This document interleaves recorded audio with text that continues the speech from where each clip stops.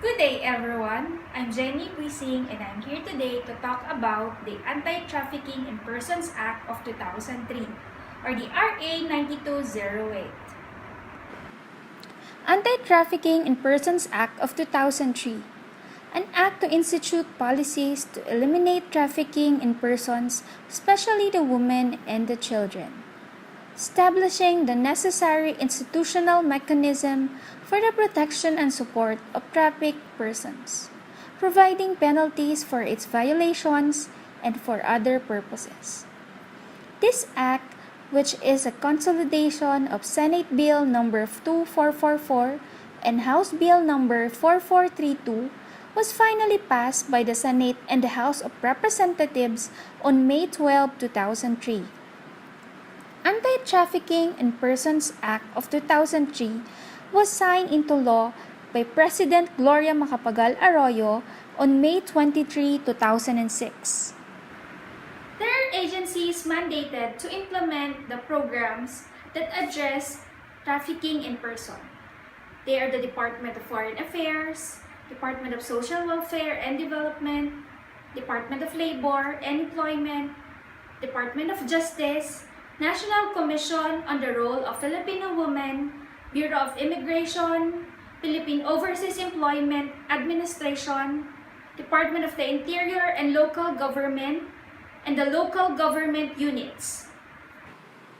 With the state's obligation to protect the dignity of the individual, the RA9208 law criminalizes the act of trafficking in persons, especially of women and children, for prostitution, sexual exploitation, and slavery. What is trafficking in persons?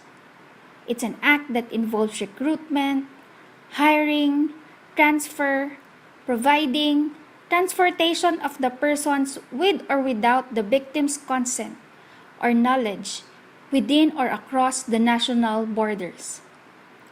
Trafficking in persons purpose.